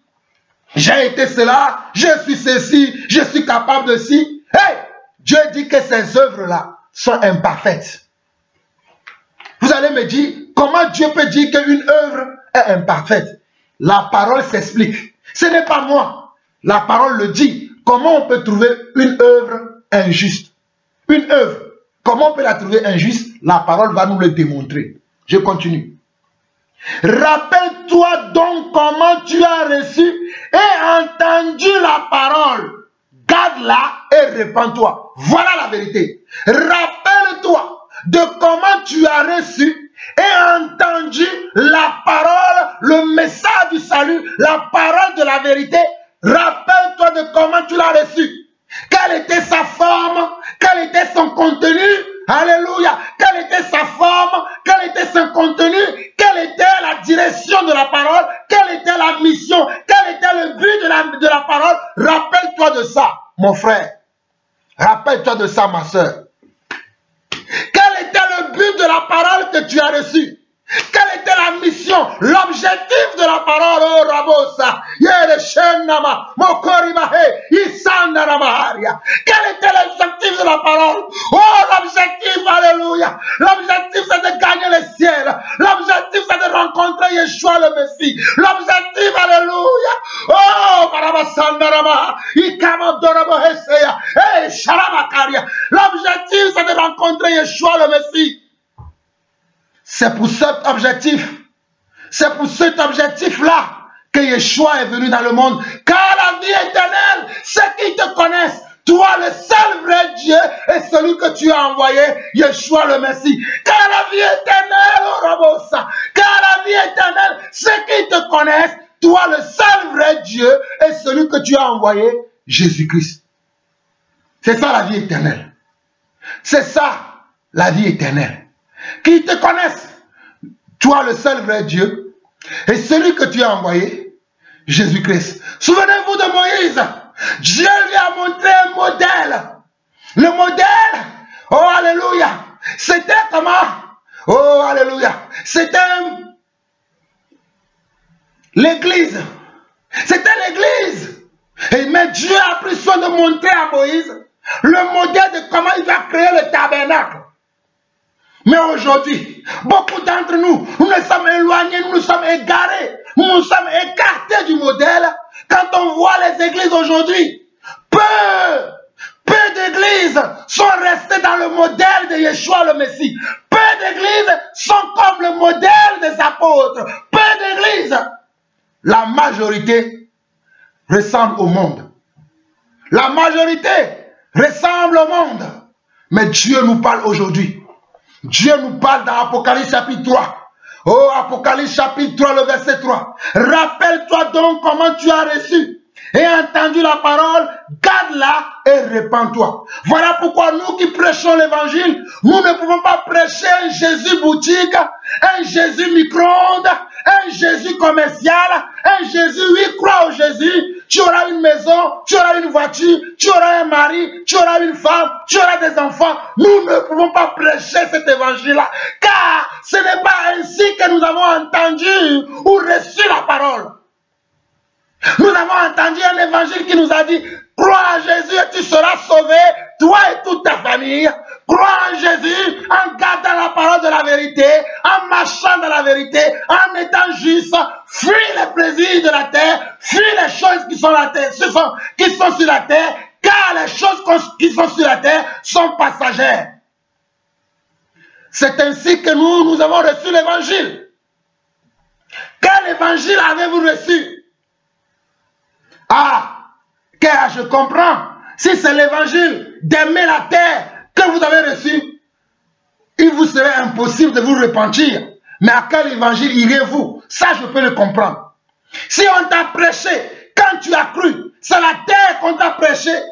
Ce sont les choses qui sont sur la terre qu'on t'a prêché et non les choses qui sont dans le ciel. Je peux comprendre que toi, la repentance sera difficile pour toi. Mais tu peux encore la faire aujourd'hui. Tu peux dire, il y a le frère là qui est en train de dire quelque chose. Il y a un frère qui dit quelque chose. Je n'ai jamais entendu ça. Oh, un jour, il y avait un Éthiopien, un unique Éthiopien, qui était dans un char, lisant les Écritures, alléluia, lisant les Écritures, mais il ne comprenait pas ce qu'il lisait.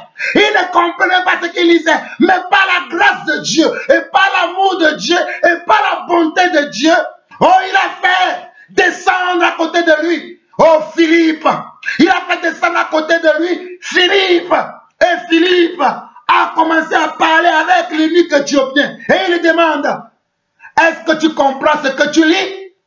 L'unique Éthiopien dit, Comment pourrais-je comprendre si personne ne m'explique ce que je lis? Comment pourrais-je comprendre? Voilà pourquoi l'Écriture dira dans Romains chapitre 10, oh alléluia, comment les gens croiront-ils s'il n'y a pas ceux qui sont envoyés?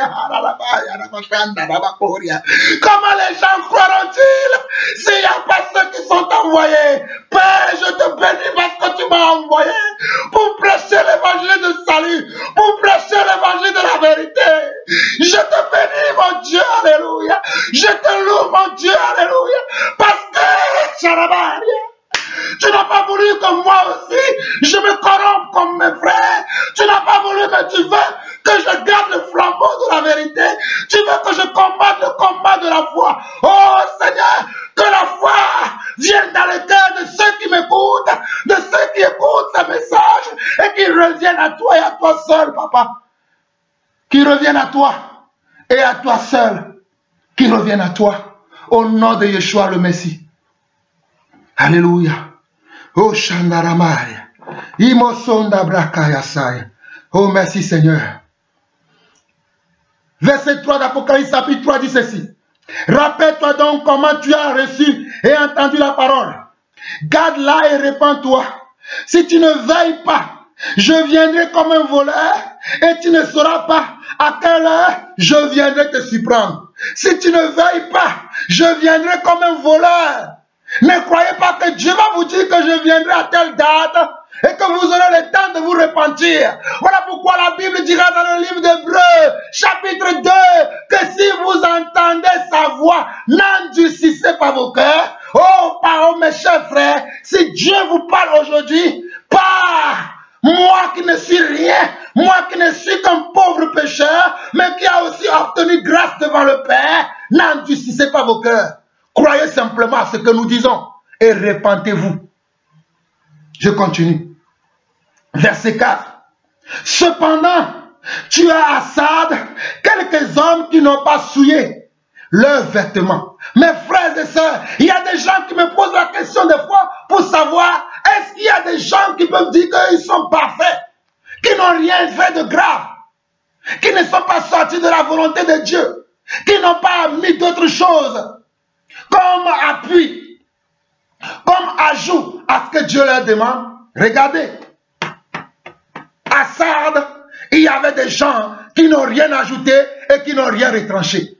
À Sardes, il y avait bel et bien des gens qui n'ont rien ajouté et rien retranché. Alors arrêtez de me dire, on ne peut trouver aucune église parfaite sur la terre. Arrêtez de me dire cela, car mon Dieu, alléluia, le Dieu que je sers, Yeshua le Messie, en a trouvé.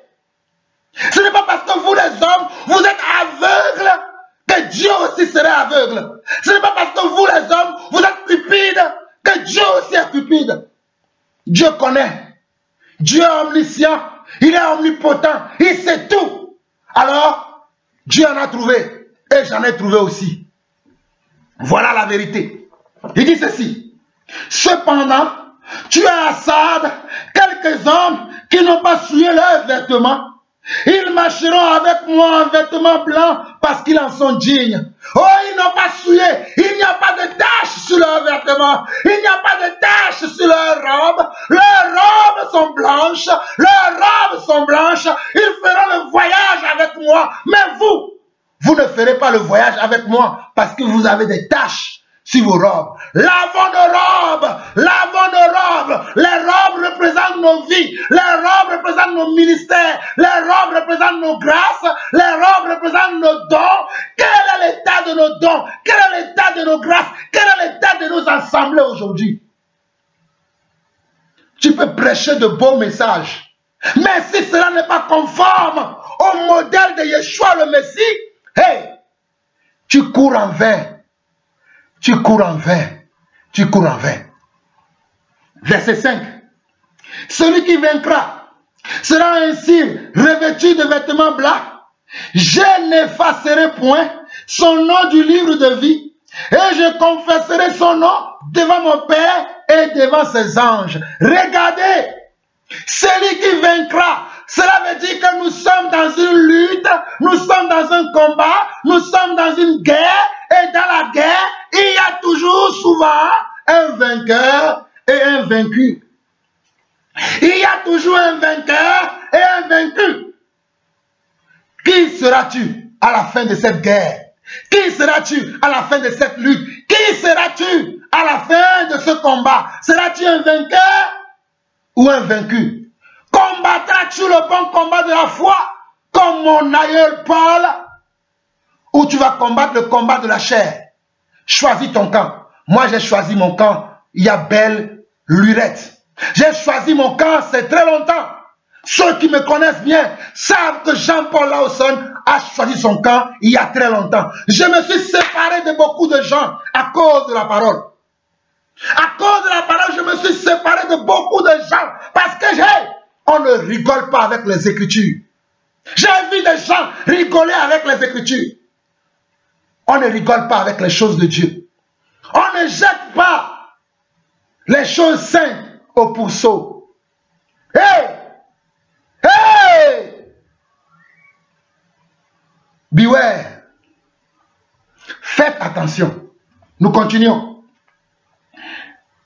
Verset 6, que celui qui a des oreilles entend ce que l'Esprit dit aux églises. Verset 7, écrit en langue de l'église de Philadelphie. Écrit en langue de l'église de Philadelphie. Il y avait une église qui s'appelait Philadelphie. Voici ce que Jésus disait à cette église de Philadelphie. L'église de Philadelphie, cela ne veut pas dire que le nom de l'église portait le nom de Philadelphie. C'est que c'était une église qui était dans la ville de Philadelphie. Voilà la vérité. Vous qui nommez vos églises avec des noms. Hey, l'église, c'est Jésus-Christ. C'est l'église de Jésus-Christ. Mais le nom que vous avez aujourd'hui là, cela n'a rien à voir avec le nom, avec Dieu. Voilà pourquoi je vous dis que beaucoup d'entre vous, vous êtes perdus. Vous nommez vos églises, église de ceci, église de cela. Hey, et l'église n'a pas de nom. Je continue. Voici, verset 7, écrit en langue de l'église de Philadelphie. Voici ce que dit le Saint, le véritable, celui qui a la clé de David, celui qui ouvre et personne ne ferme, celui qui ferme et personne n'ouvrira. Qui est ce Dieu-là? C'est le Dieu dont je vous ai parlé dans Deutéronome 32, le verset 39. Deutéronome 32, le verset 39. C'est ce Dieu-là qui parle ici. Regardez le verset 8 d'Apocalypse chapitre 3, il dit ceci. Je connais tes œuvres. Oh, regardez, Dieu reconnaît nos œuvres. Dieu n'est pas comme nous les hommes qui ne reconnaissaient pas les bonnes choses. Non, Dieu reconnaît nos œuvres. Dieu les reconnaît. Dieu reconnaît nos œuvres. Il dit, je connais tes œuvres. Mais regardez, il dit, parce que tu as peu de puissance, parce que tu as peu de puissance, que tu as gardé ma parole et que tu n'as pas renié mon nom, j'ai mis devant toi une porte ouverte que personne ne peut fermer. Voici parce que tu as peu de puissance. Mon frère, les gens se moquent de toi. Il dit, tu as peu de puissance. Il dit, regardez, pourquoi vous voulez écouter Jean-Paul Lawson? Qui le suit? Qui est avec lui? Ou d'où vient-il? Qui est son mentor? Comme dans le monde on dit, qui est son mentor? Qui est son mentor? Qui est son mentor? Mon mentor, vous le connaissez, c'est Yeshua le Messie. Alléluia. Mon mentor, c'est Yeshua le Messie. Mais dans le monde, les gens ont des mentors. Dans l'église, les gens ont des mentors. Qui est son mentor à lui? Hey, tu veux connaître mon mentor? Je te présente mon mentor. C'est la parole, alléluia. Son nom, c'est la parole de vérité. C'est la parole de Dieu. Son nom, c'est l'Esprit de Dieu, alléluia. C'est lui mon mentor. Et pour continuer, ils se disent, regardez, quel miracle il fait. Quel est le miracle? Parce que j'ai peu de puissance. Alléluia. Mais j'ai un Dieu qui est la toute puissance. Moi, j'ai peu de puissance, mais j'ai un Dieu qui est la toute puissance et je fais confiance en lui. Mais moi-même, j'ai peu de puissance. Je ne peux rien faire parce que je n'ai aucun pouvoir, je n'ai aucune puissance. Mais lui, alléluia, oh, Shandara Karamado, Irama Sendereke, Irama, Ora Senna Namoki Rama Yasendere, Irama Baro Senne Makorama. Hey, lui que je vous présente là, il est la toute puissance, lui. Il est la toute puissance, celui que moi je vous présente.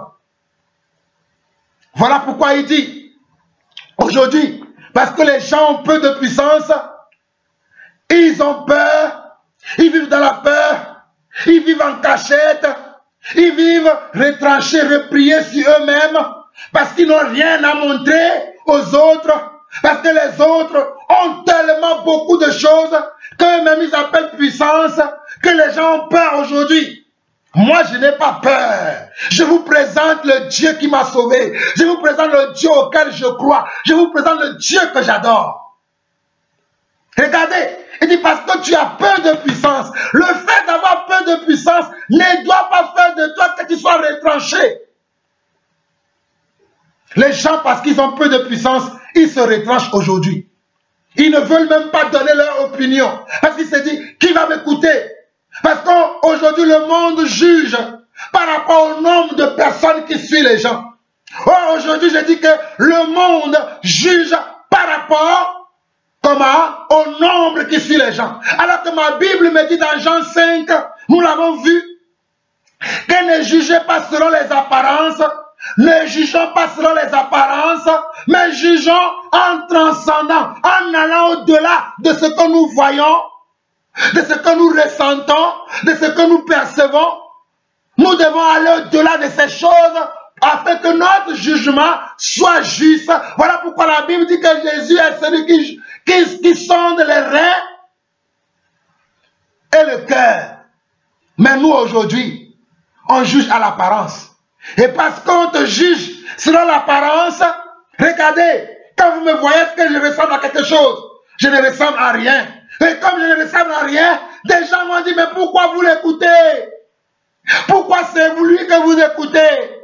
Venez nous écouter, nous. Regardez le monde qu'il y a. Regardez la beauté qu'il y a autour de nous. Regardez ce bel espace, ce beau temple et cette belle infrastructure.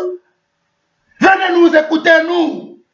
Et vous allez suivre ces gens. Mon frère, ma soeur, peu importe la petitesse de la grâce, du don, du ministère que tu as reçu, garde-la. Garde-la.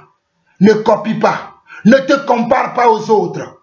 Ne te compare pas. La comparaison va te tuer. La comparaison va t'éloigner de Dieu. Ne te compare pas aux autres. Reste dans le peu que tu as. Demeure dans la petitesse de ce que Dieu t'a donné. Dieu sait pourquoi. Et il dit ici, je connais tes œuvres. Voici parce que tu as peu de puissance et que tu as gardé ma parole. Et que tu as gardé ma parole. Qu'est-ce qui va faire que nous allons demeurer? C'est quand nous gardons les commandements de Dieu. Voilà pourquoi dans Jean chapitre 15, le Seigneur va dire, si vous gardez mes commandements, vous êtes comme mes amis. Et tout ce que vous demanderez en mon nom, je le ferai parce que vous avez gardé mes commandements. Alléluia. Et les commandements de Dieu, ce sont sa parole. Mais aujourd'hui, nous avons laissé le commandement de Dieu au détriment de nos convoitises, au détriment de notre cupidité, au détriment de nos cultures, au détriment de notre éducation, au détriment de ce que nous voyons. Nous ne marchons plus par la foi, mais nous marchons par la vue. Nous ne marchons plus par la foi, mais nous marchons par ce que nous ressentons. Nous ne marchons plus par la foi, nous marchons par les sentiments. Oh, alléluia. Le sentiment change. Aujourd'hui, il fait beau. Demain, il fait gris. Les sentiments changent. Les perceptions changent. Aujourd'hui, il fait beau. Demain, il pleuvra. Demain, il va neiger. Voilà pourquoi nous ne devons pas marcher par la vue, mais nous devons marcher par l'esprit. Car l'esprit, c'est la vérité. L'esprit, c'est la parole. Il continue.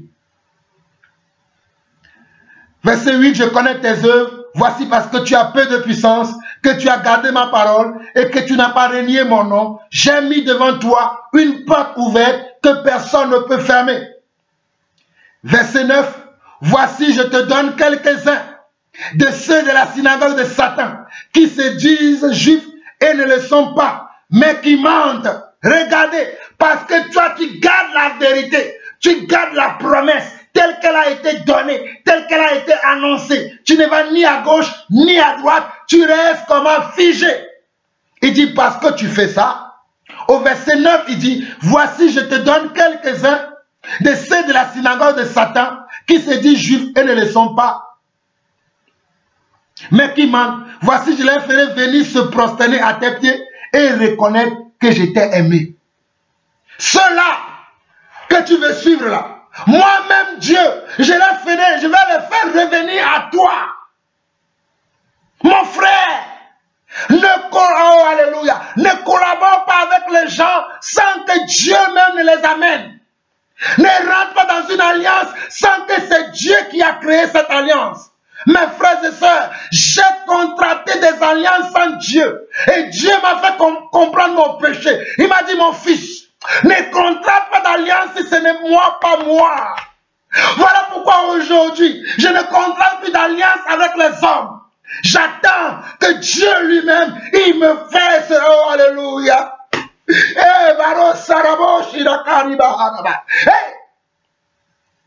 Parce que tu as peu de puissance, parce qu'il n'y a pas beaucoup de personnes avec toi, tu veux t'allier avec d'autres personnes.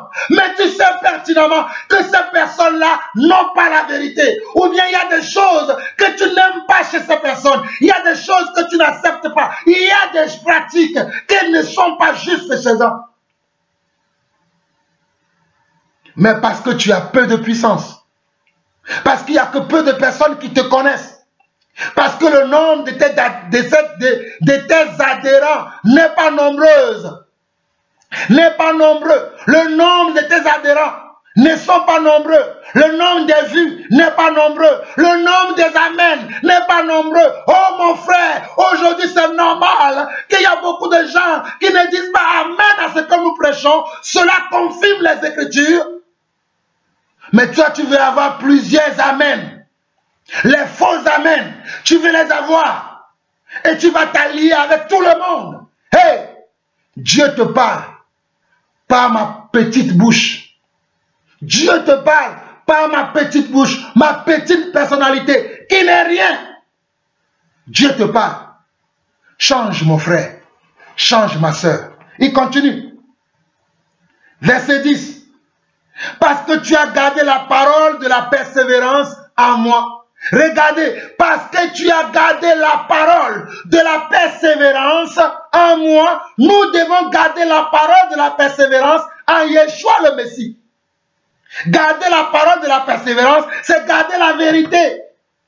C'est garder ce qui a été dit dès le commencement, sans tourner ni à gauche, sans tourner à droite. C'est garder ce qui a été dit dès le commencement.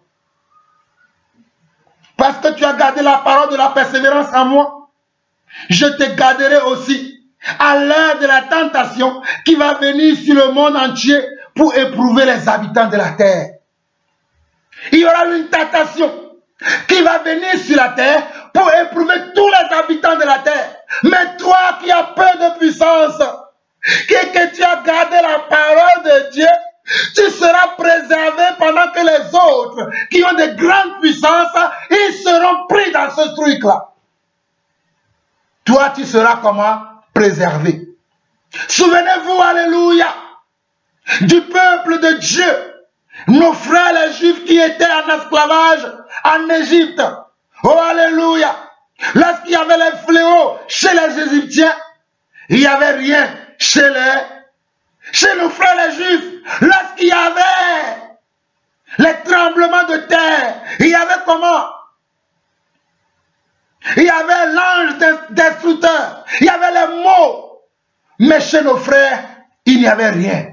Il y avait de la différence entre ceux qui servaient le Dieu véritable et ceux qui ne le servaient pas. Il y aura toujours la différence entre ceux qui servent le Dieu véritable et ceux qui ne le servent pas. Mais au temps de Dieu. Pas selon nos volontés, pas selon nos désirs, mais au temps marqué par Dieu lui-même. Il y aura cette différence-là. Car c'est lui qui est le maître des temps et des circonstances. Ce n'est pas nous les hommes. Ce n'est pas nous les hommes, mais c'est lui. Il continue. Je viens bientôt, retiens ce que tu as, que personne ne prenne ta couronne. Celui qui vaincra, je ferai de lui. Regardez encore comment Jésus termine. Il dit, verset 12 d'Apocalypse 3, il dit, celui qui vaincra, je ferai de lui une colonne dans le temple de mon Dieu. Oh, je ferai de lui une colonne dans le temple de mon Dieu. Il n'en sortira plus.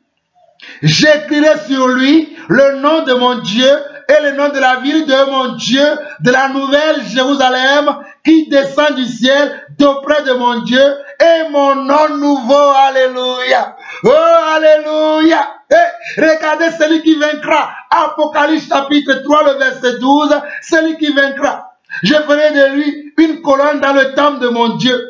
Il n'en sortira plus. J'écrirai sur lui le nom de mon Dieu et le nom de la ville de mon Dieu, de la nouvelle Jérusalem qui descend du ciel auprès de mon Dieu et mon nom nouveau. Que celui qui a des oreilles entende ce que l'Esprit dit aux églises. Que celui qui a des oreilles entende ce que l'Esprit dit aux églises. Il continue. Écrit en langue de l'église de Laodicée. Regardez. Écrit en langue de l'église de Laodicée.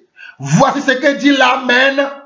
Voici ce que dit l'Amen, les témoins fidèles et véritables, le principe de la création de Dieu. Alléluia. Le principe, oh, dans ce passage, nous avons vu tous les attributs, ou bien quelques-uns des attributs, des fonctions de Jésus-Christ. Il continue, verset 15. Je connais tes œuvres. Alléluia. Je connais tes œuvres. Je sais que tu n'es ni froid ni bruyant. Je sais que tu n'es ni froid ni bruyant. Puisses-tu être froid ou bruyant. Il y a des gens qui sont non, ni oui ni non. Je les appelle ni oui ni non. Les ni oui ni non. Mon frère, ne sois pas dans le camp des ni oui ni non. Ne sois pas dans le camp, dans la catégorie des ni oui ni non. Soit la parole de Dieu est oui et amen, soit tu ne la suis pas. Voilà, soit la parole de Dieu est oui et amen, soit tu ne la suis pas. Mais il y a des gens qui sont ni chauds, ni bouillants. Ce n'est pas moi qui le dis, les Écritures. Apocalypse 3, verset 15, je connais tes œuvres, je sais que tu n'es ni froid ni bouillant, puisses-tu être froid ou bouillant. Verset 16, ainsi parce que tu es tiède et que tu n'es ni froid ni bouillant, je te vomirai de ma bouche. Il y a des gens qui ne prennent jamais position. Quand tu leur présentes quelque chose, que pensez-vous de la dîme? Ah mon frère, moi je ne pense rien, c'est Dieu, hein? Il faut voir ça avec Dieu, moi je n'ai pas d'opinion. On est où là? Que penses-tu des femmes qui enseignent la parole de Dieu? Oh non, mais mon frère, la Bible dit de ne pas juger. C'est faux. La Bible dit de ne pas juger selon les apparences, mais de juger selon la vérité. Il dit non, donc moi, je n'ai pas mon opinion à donner. Mon opinion ne compte pas. Voilà, voici comment vous allez les reconnaître. Ceux qui sont ni chauds, ni froids. Moi, ceux qui me connaissent, vous savez déjà, je suis chaud. Oh, moi je suis chaud. Je ne suis pas dans le cas de ni oui ni non. Non, je ne suis pas dans ce cas-là. Ni oui ni non. Non, c'est pas pour moi ça. Ni oui ni non. Non, je ne suis pas dans ça. Je donne ma position. Elle est claire. Que tu la partages ou pas. Moi, je donne ma position. Je dis toujours ce que je pense. Je dis toujours ce que je crois, ce que je pense, ce à quoi j'adhère. Si je ne sais pas, je te dirai, je vais chercher, je vais réfléchir. Mais crois-moi, je vais chercher, je vais réfléchir, après je te donnerai ma position. Elle sera toujours claire, limpide. Mais il y a des gens, vous ne savez pas ce qu'ils pensent, ni ce qu'ils croient. Oh, que penses-tu du voile de la femme? Si la femme doit voiler la tête avant de prier, oh non, mais moi je n'en sais rien. Mais il y a l'Écriture qui en parle. L'Écriture en parle. Tu dis que tu es serviteur de Dieu. Parle-nous de ta position et justifie ta position avec les Écritures, pas avec tes sentiments. Justifie ta position avec les Écritures. Arrêtez de nous prendre comme des... Non. Mes frères et sœurs, suivons ce que les Écritures disent. Verset 17. Parce que tu dis, et verset 17, parce que tu dis, je suis riche, je me suis enrichi, et je n'ai pas besoin, et je n'ai besoin de rien, et parce que tu ne sais pas. Oh, regardez. Parce que tu dis, je suis riche, je me suis enrichi et je n'ai pas besoin, et je n'ai besoin de rien. Et parce que tu ne sais pas que tu es malheureux, misérable, pauvre, aveugle et nu. Il y a des gens qui pensent qu'ils sont riches aujourd'hui. Vous savez de quelle richesse le Seigneur parle? Il parle de ces gens qui pensent qu'ils ont de la connaissance. Ils ont beaucoup de connaissances. Oh, la connaissance que j'ai aujourd'hui, je ne vais pas me mélanger avec elle. Je ne vais pas me mélanger avec elle. Je ne vais pas me mélanger avec elle. Je préfère cheminer seul. Et tu chemines seul, tu ne partages même pas ce que tu as. Tu dois partager. Vous savez pourquoi je partage mes enseignements? Parce que j'ai compris que je ne peux pas garder ce que Dieu m'a donné pour moi, mais je dois le donner à tout le monde. Car Dieu a tant aimé le monde qu'il a donné. Quand on aime, on donne et on donne librement, sans rien attendre en retour. On donne librement, sans rien attendre en retour. Quand on aime, on donne. Mais il y a des gens qui sont riches pour eux-mêmes. La connaissance, c'est pour eux-mêmes, ou bien c'est pour leur communauté. Ils ne veulent même pas partager aux autres. Alors ne vous mélangez pas avec ceux-là. Mon frère, moi je me mélange avec tout le monde. Mais la seule chose, je ne m'agirai pas comme vous. J'ai la connaissance, je sais ce qui est bon. Je peux venir, je peux être au milieu de vous. Mais si je viens au milieu de vous, c'est pour essayer de prendre ce que je peux prendre chez vous. Peut-être que je n'en ai pas. Et vous laissez aussi ce que j'ai, si vous voulez. Mais si vous ne voulez pas, je prendrai mes pieds à mon cou et je vais partir. Voilà la vérité. Je prendrai mes pieds à mes coups et je partirai. Mais si je viens au milieu de vous, parce que la Bible dit que quoi? Qu'on ne connaît pas tout. Nous connaissons en partie. Il y a ce que je connais, c'est une partie de la vérité de Dieu. Quelqu'un d'autre connaît aussi une partie de la vérité de Dieu. Quelqu'un d'autre connaît aussi une partie de la vérité de Dieu. Mais si nous nous mettons à réfléchir comme cette église de Laodicée, qui dit je suis riche, moi je sais tout. Ou bien des gens qui pensent aux œuvres. Ils ont fait tellement beaucoup d'œuvres qui disent ah, les œuvres que nous avons fait là, Dieu ne peut pas nous rejeter. Ah bon? Crois-tu? Les œuvres que nous avons fait. Hé, tu es riche en œuvres. Quand on parle d'œuvres, c'est toi qu'on peut voir. Mon frère, ma soeur, ne te trompe pas par les œuvres. Que tes œuvres ne te fascinent pas. Que tes œuvres ne t'aveuglent pas. Demeure encore dans l'amour, dans le donner et le recevoir. Demeure toujours dans le donner et le recevoir. Ne garde pas pour toi ce que tu as. Partage ce que tu as. D'ailleurs, en partageant, tu deviens encore plus riche.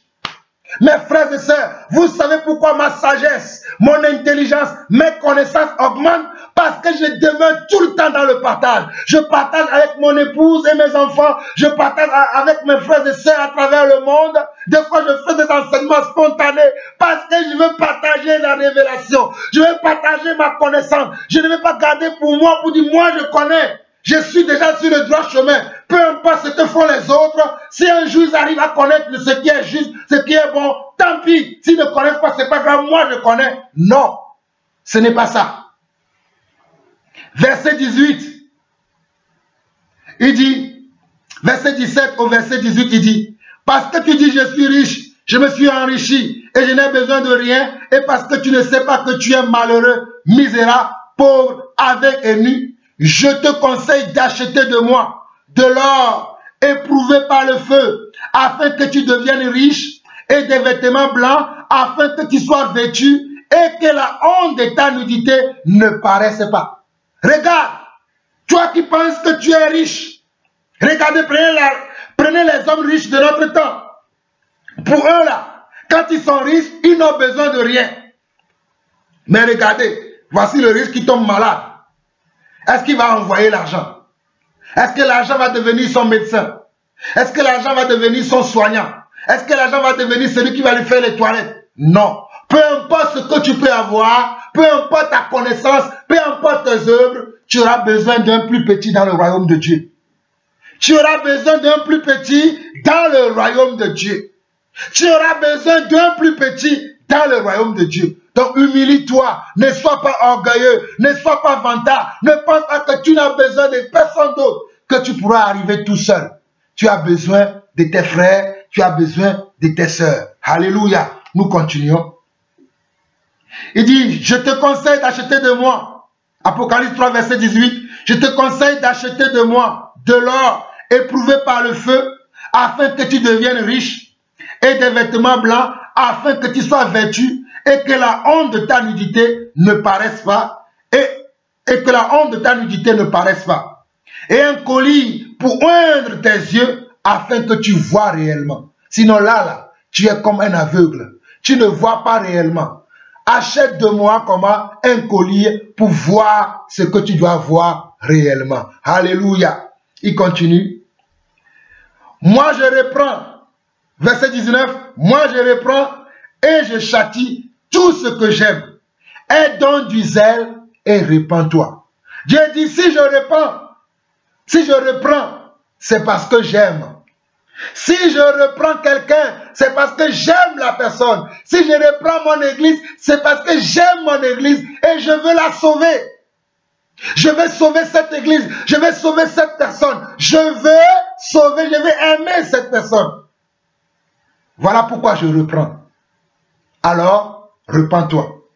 Verset 20 au verset 22 où nous allons finir. Voici, je me tiens à la porte et je frappe. Si quelqu'un entend ma voix et ouvre la porte, j'entrerai chez lui, je souperai avec lui et lui avec moi. Oh, alléluia! Voici, je frappe à la porte de quelqu'un aujourd'hui. Voici, je frappe à la porte de quelqu'un aujourd'hui. Si quelqu'un entend ma voix, comment on entend la voix de Dieu? En recevant la parole et en croyant la parole. Comment est-ce qu'on entend la voix de Dieu?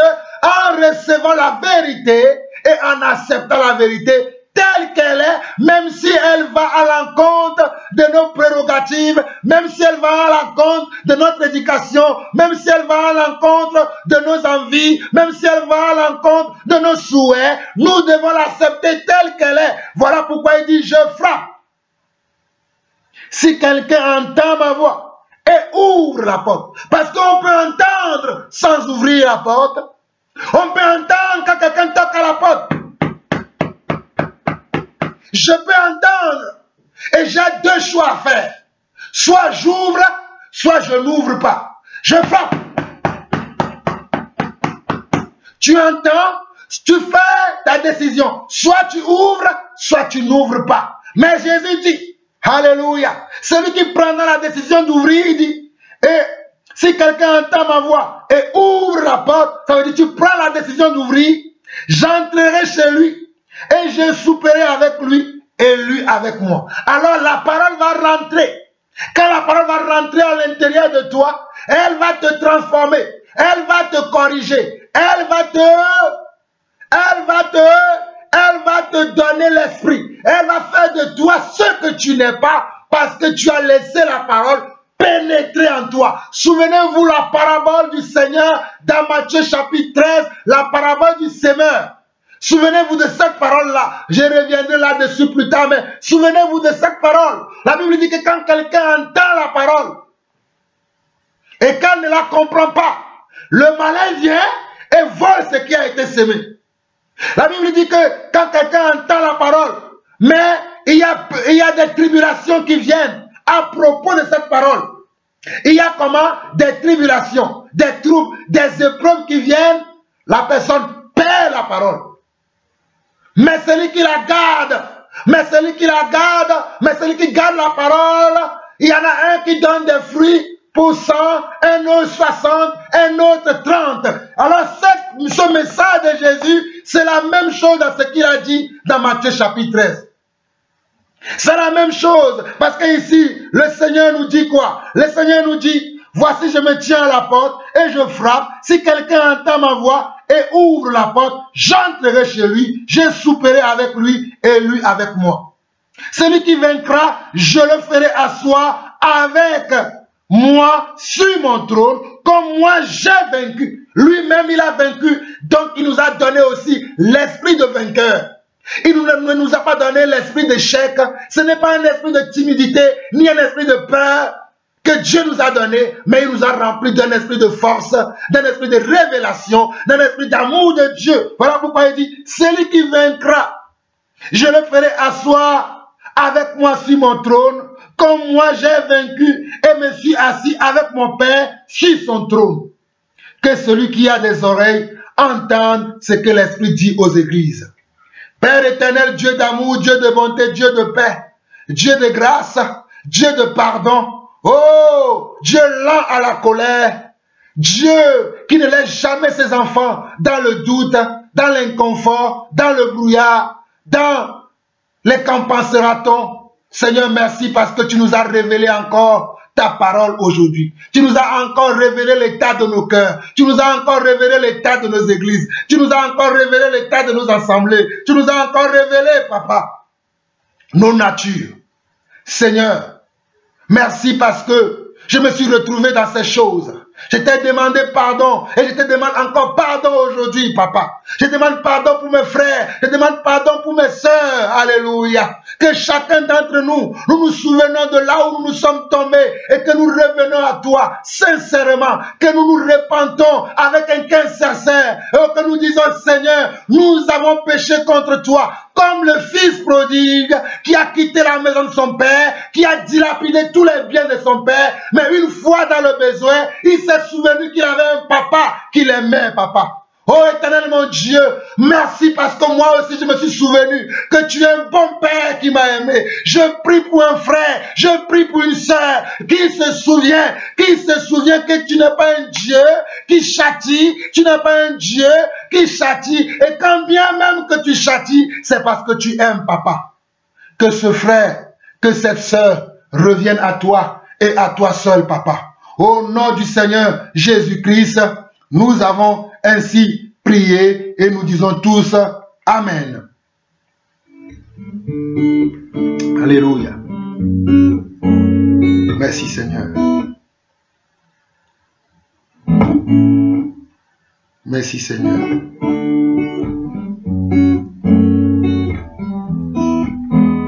Nous sommes ressuscités avec Christ, cherchons les choses d'en haut, et pas regarder au monde et ses convoitises, cherchons les choses d'en haut. Si nous sommes ressuscités avec Christ, cherchons les choses d'en haut, et pas regarder au cherchons les choses d'en haut, cherchons les choses d'en haut, cherchons les choses d'en haut, où Christ est assis à la droite de Dieu. Cherchons les choses d'en haut, cherchons les choses d'en haut, où Christ est assis à la droite de Dieu. Usons-nous les membres qui sont sur la terre, cherchons les choses d'en haut, renoncer à toutes les œuvres de la chair, cherchons les choses d'en haut. Et les membres qui sont sur la terre, cherchons les choses d'en haut, renoncer à toutes les œuvres de la chair, cherchons les choses d'en haut, cherchons les choses d'en haut, cherchons les choses d'en haut, Christ est assis à la droite de Dieu. Cherchons les choses en haut, cherchons les choses en haut, Christ est assis à la droite de Dieu. La parole habite en nous en abondance, cherchons les choses en haut. Nous exhorte par des cantiques et des chants, cherchons les choses d'en haut. Que la parole habite en nous en abondance, cherchons les choses d'en haut.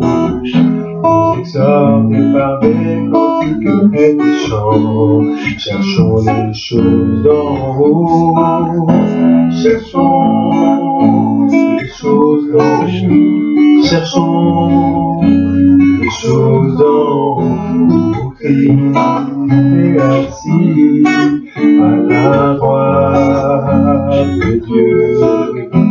Cherchons les choses d'en haut, les choses d'en haut, où Christ est assis à Dieu.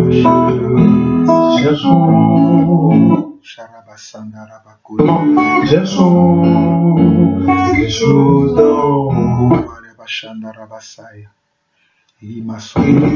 à la droite de Dieu.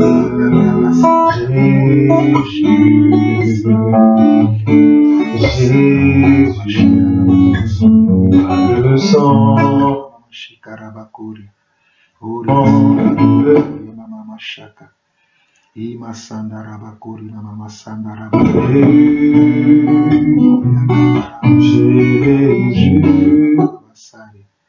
Oria kandara masokondoro bushikanda brakazai. Riba baba shikandara bakondoro busukandara bakori. Oria sakara mashikandara bakori.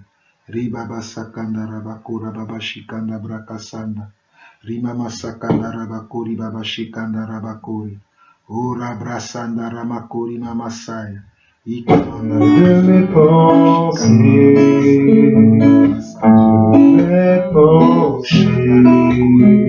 Alléluia Jésus. Sois l'objet de nos pensées. Oui Jésus. L'objet de mes pensées. Oui de mes pensées.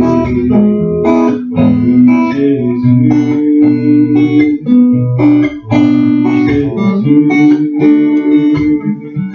Sois le centre de ma vie, le centre de ma vie, oui Jésus, oui Jésus, sois l'objet de mes pensées, l'objet de mes pensées, oui Jésus.